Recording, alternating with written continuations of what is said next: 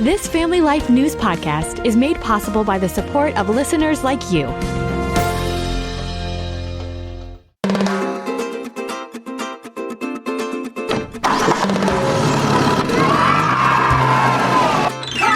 Welcome to Family Life Staycations, a summertime feature where we highlight great places to visit around the Family Life listening area. I'm Mark Webster, and this week we're off to the George Eastman Museum in Rochester, New York.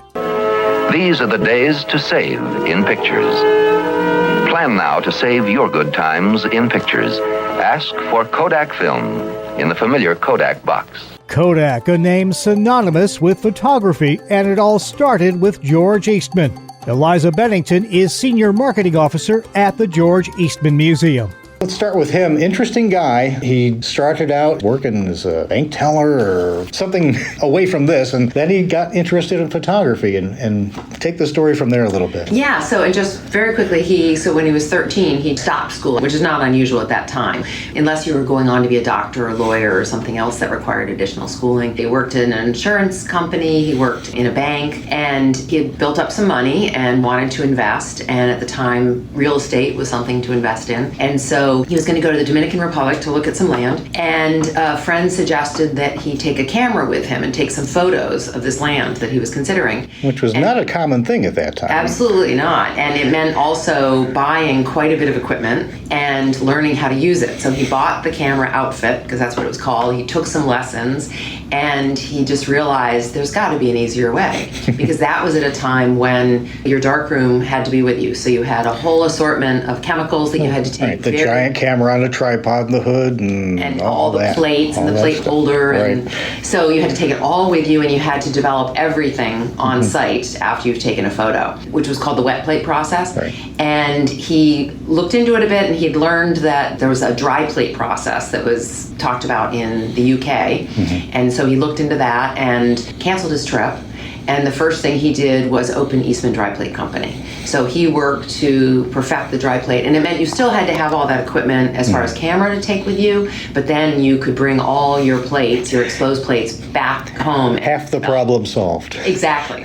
So then soon after that, he decided there's got to be even an easier way, and that's when he came up with the idea of roll film. And so in 1888, introducing the Kodak, the first Kodak, and roll film, and then that was where he also was a marketing genius. It was the idea that you press the button, we do the rest. So someone would have their camera, they'd take their photos, they would send their camera back here to Rochester, and it would be developed, it would be reloaded, your photos would be sent back to you in a little envelope, and very easy process. Back in that day, it was often referred to as Eastman Kodak, and I always wondered, who's Mr. Kodak?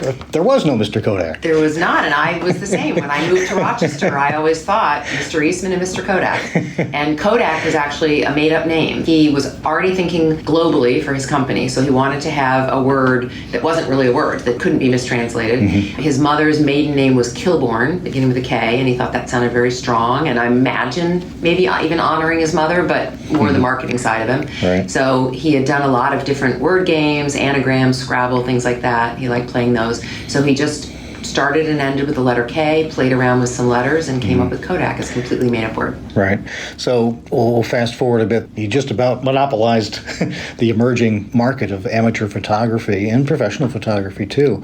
And the impact continues to this day. It's a Kodak moment. Expressions like that endure. His impact on the Rochester area is hard to overstate. It's just tremendous. If you think of the movie It's a Wonderful Life and the whole story of what would Bedford Falls be if George had not been there, it's similar with this George, that what would Rochester be? And so many things do have his name. So the Eastman Dental School, Eastman School of Music, Eastman Theater, but many other things that he influenced, like Our United Way and the Friendly Home, which is a senior living facility, and Hillside Children's Center, and many, many, many more things. The Red Cross. He was a major philanthropist. He donated more than $100 million in his lifetime, which would be about $2 billion in today's dollars. The Bill Gates of his time. Absolutely, absolutely. Yeah, and sort of the Steve Jobs of his time, too, as far as just innovation. Right. He loved that we're all walking around with cameras in our pocket with our cell phones.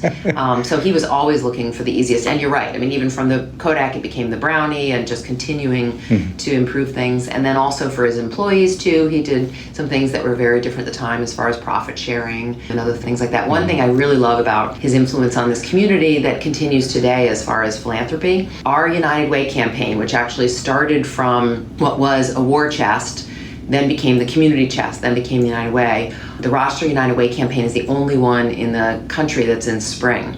And the reason it's in the spring is because Kodak used to give bonuses in the spring. And so he wanted to encourage his employees to give back to the community when they had their bonuses. And there were a lot of Kodak employees at one time. Yeah, up to over 60,000 at its height. It's just tremendous. All right, let's go to part 2 of this, if you will, the actual museum here. This was his home, at least part of it. So he built his home here on East Avenue between 1902 and 1905, moved in 1905. He lived here until 1932 when he passed away. And at the time, the house was given to the University of Rochester. He was one of the major donors. And they used it for the president's house for a number of years until their campus really moved further west onto the river. And at the time, it was decided that we needed a museum in Rochester in honor of George Eastman. So it was a photography and film museum, and it opened in 1949. So not long ago, we celebrated our 75th anniversary. And originally, the house itself was the museum. So we had photographs and cameras and films, and everything was stored in the house itself.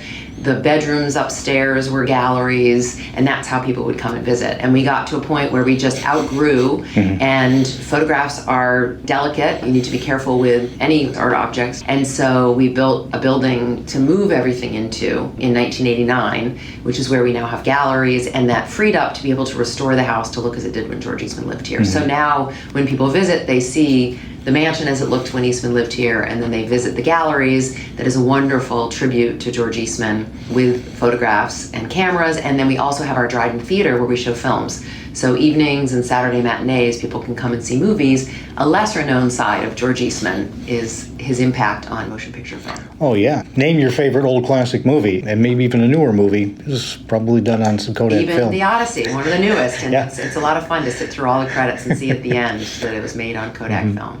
So let's take a little mental tour through. What are some of the highlights somebody will see when they walk through? Certainly the mansion is a big part of the experience, and it's a wonderful way to learn about George Eastman, learn about how he lived, what inspired him, again, how he not only contributed to Rochester, but how he really contributed to the entire world. People can tour. We do have docents, so our tour guides where somebody can take a guided tour, but people can certainly self-guide, which is unusual for a lot of historic homes. Through Bloomberg Connects, we have a digital guide, so that's an audio tour that people can listen to and go through on their own. We also have some other materials in each room that people can read. So the mansion certainly is a wonderful way to start. If people have kids, on the second floor in the mansion, we have our discovery room. People of all ages enjoy it up there. It's really the opportunity where you can touch some cameras. We have a lot of early moving image activities in there. So words like thaumatrope and zoetrope and phenakistoscope and all that pre-film sort of early animation where kids can be able to make their own sort of mini movie and look at flip books and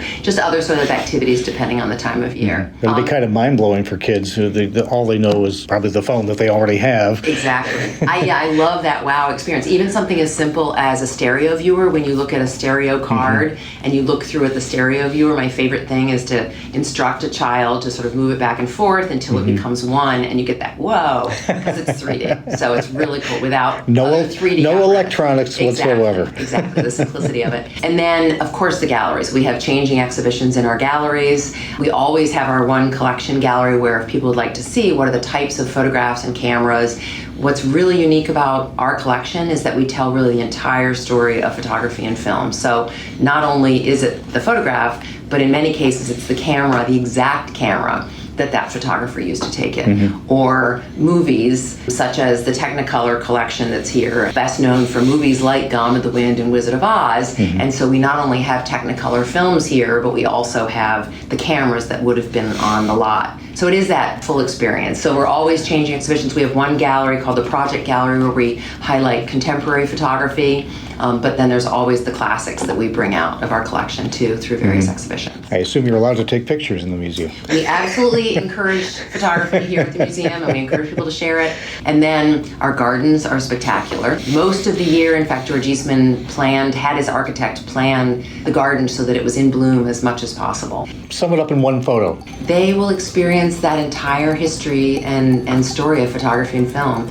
It's so unusual to have a place where you learn about the person and then what the industry that they impacted and how they changed our world. This has been Family Life Staycations, a weekly summertime feature highlighting great places to visit around the Family Life listening area. Please join us again next time as we hit the road for another Family Life Staycation. Thank you for listening to this Family Life News podcast. If you've been encouraged by what you've heard, please share it with others and click the subscribe button to automatically receive future episodes. Family Life is a listener-supported ministry. Podcasts like this are made possible by your financial partnership. Find out more at familylife.org.